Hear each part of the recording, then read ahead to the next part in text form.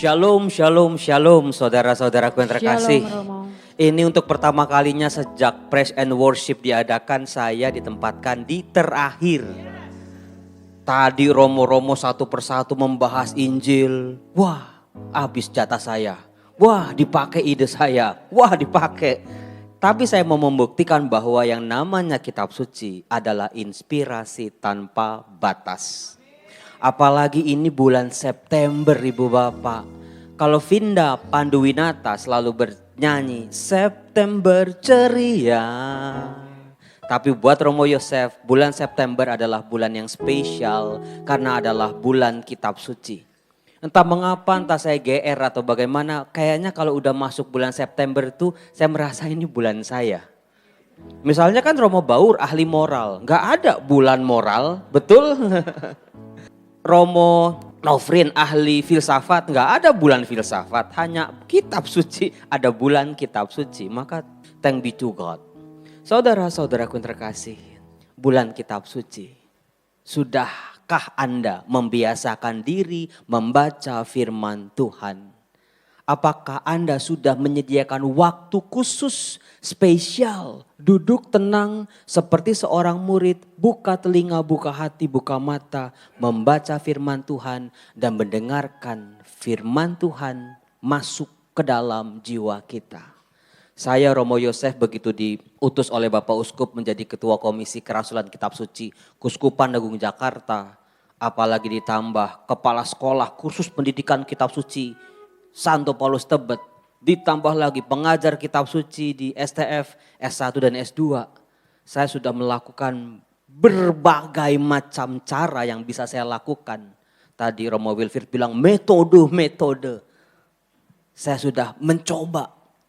Tetapi ternyata Bapak Uskup sesederhana begini.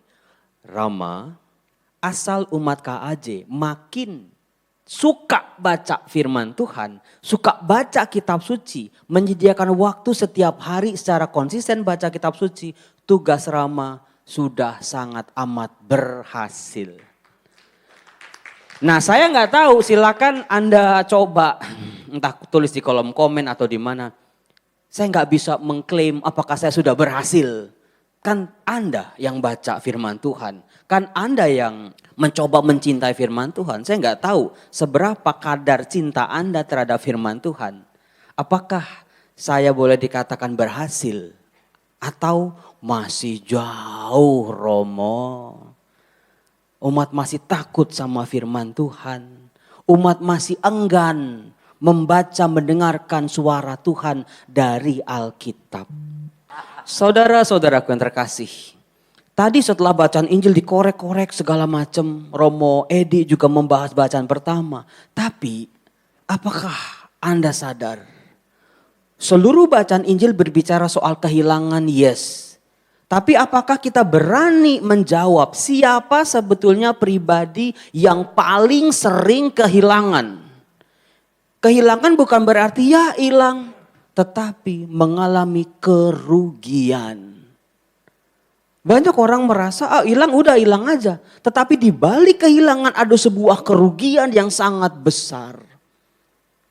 Bukan sekedar hilang domba, bukan sekedar hilang dirham. Tetapi apakah Anda tahu pribadi, kelompok bahkan yang hilang pertama-tama adalah bangsa pilihan yang disebut bangsa Israel. Dibahas dalam bacaan pertama kitab Yehezkiel. Betapa Allah mengalami kehilangan, kerugian yang luar biasa. Betapa tidak bangsa yang Allah pilih kok malah membelot menyembah dewa-dewa bangsa lain. Sebuah kerugian. Entah waktu, entah tenaga, entah sudah Allah mencurahkan hati. Apakah pilihan Allah salah memilih bangsa ini? Tadi Romo Edi sempat membahas bacaan kedua, tapi nanti dulu yang namanya bacaan Ekaristi itu bagus banget. Mazmur bab 51, Mazmur tanggapan yang dinyanyikan secara indah oleh pemazmur.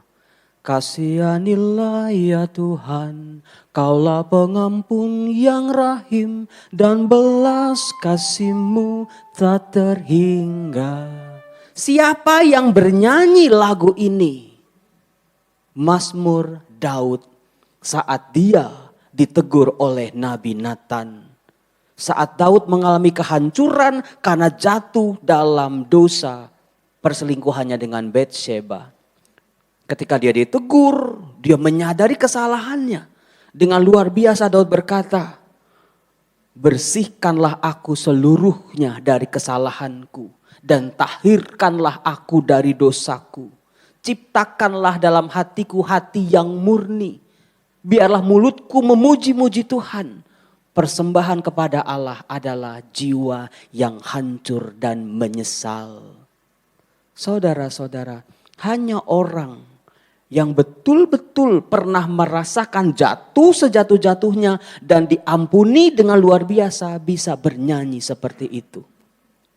Bangsa Israel jatuh, Daud jatuh. Paulus dalam suratnya kepada Timotius mengatakan, di antara semua orang berdosa, akulah yang paling berdosa. Ini tokoh-tokoh besar ibu bapak yang jatuh dalam dosa. Artinya apa? Saya ketika baca ini, saya kok sempat was-was juga ya.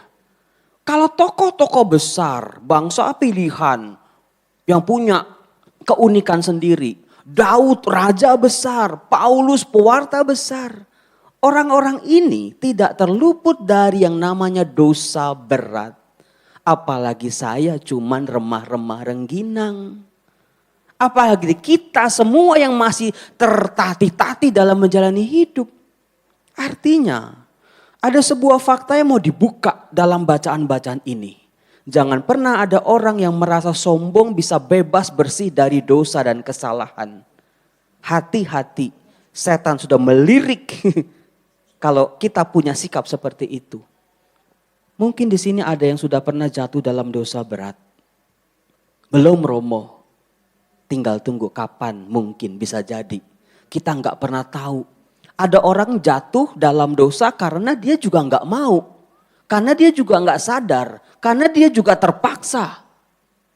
Saudara-saudaraku yang terkasih. Bacaan-bacaan hari ini mengajarkan kepada kita sebuah pengampunan. Jangan pernah anggap remeh pengampunan Allah. Jangan pernah menganggap remeh suatu pertobatan. Apa sebabnya?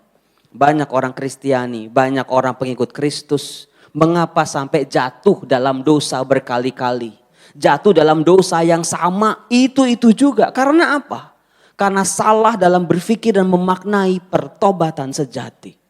Tuhan kan maha pengampun. Tuhan juga ntar ngampunin. Udahlah. Atau pertobatannya anget-anget tai ayam.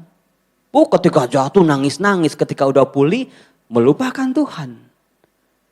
Kalau kita salah memaknai pertobatan, kita anggap remeh, kita akan jatuh dalam dosa yang berkali-kali. Sampai kapan akhirnya kita juga habis.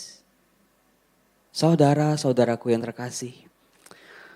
Dalam bacaan Injil, yang hilang kan 3. Domba hilang. Sebetulnya dalam tradisi Israel, domba itu bisa dilepas ke padang dan dia bisa balik lagi kok. Tapi domba yang sudah dewasa, domba yang sudah berpengalaman, domba yang sudah diajarin tiap hari dia pulang pergi. Dilepas gitu aja dia bisa pulang kok. Tapi kalau seekor domba bisa hilang dari kawanannya, bisa kita bayangkan ini domba yang masih muda usianya. Domba yang belum punya pengalaman. Seperti itulah kita seringkali. Sampai jatuh dalam dosa. Seringkali karena kita tidak tahu.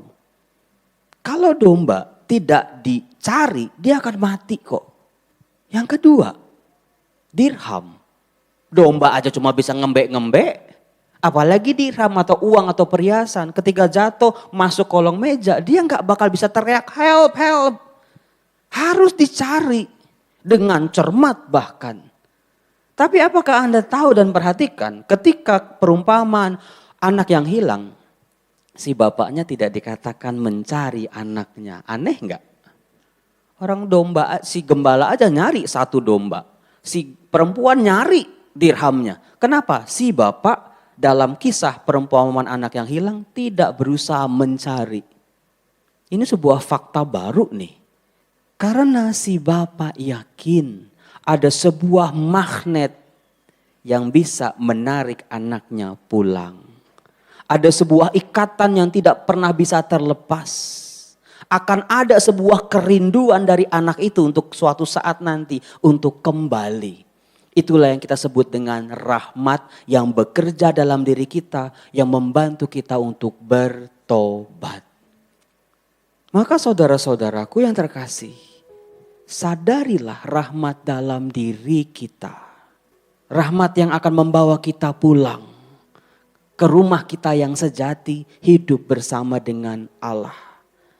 Banyak orang menyia-nyiakan rahmat ini. Banyak dari kita menganggap rahmat ini sebagai angin lalu belaka. Tahu-taunya kita sudah melangkah terlalu jauh. Sehingga kita sudah tidak punya lagi tenaga untuk pulang. Magnet. Kenapa si anak bisa pulang? Dia ingat di rumah ayahnya ada begitu banyak makanan. Dalam bahasa lain adalah kasih Allah. Hidup Allah. Itulah magnet yang bekerja dalam diri kita untuk sejauh-jauhnya kita melangkah. Selalu ada kerinduan untuk pulang. Saudara-saudaraku yang terkasih, silakan Anda bertanya. Detik ini sudah sejauh mana kita melangkah menjauh dari Allah? Sudah berapa langkah kita membelok dari Allah, membelakangi Allah? Ingatlah, setiap satu langkah kita menjauh dari Allah, ada sebuah magnet di belakang kita yang menarik, yang bekerja dalam diri kita untuk berbalik kepadanya. Salah satu magnet itu adalah firman Tuhan sendiri. Tuhan tahu kok pergulatan kita. Tuhan tahu doa-doa dan air mata kita. Tuhan juga yang paling tahu penyesalan kita. Apakah air mata buaya atau betul-betul tangisan dari hati yang terluka. Maka dari itu saudara-saudara, ada sebuah lagu yang bagus banget. Lagu yang baru. Pertama kali saya nyanyi tadi pas latihan. Dan saya gak bisa nyanyinya. Karena apa? Ini lagu punya daya magis. Tadi berkali-kali saya nyanyi nangis. Ini kenapa ini? Baru latihan aja udah gak bisa ngomong. Sebuah lagu yang berjudul Tuhan Tahu. Tuhan tahu pasang surut kehidupan kita. Tuhan tahu seberapa besar niat kita untuk kembali. Bekerja samalah dengan Tuhan. Biarlah diri kita didamaikan oleh Allah. Saat kau perlu Tuhan tahu. Saat kau minta Tuhan dengar. Saat percaya Tuhan bekerja. Saat menangis Tuhan tahu. Saat berdoa Tuhan dengar. Saat bersyukur Tuhan berkati.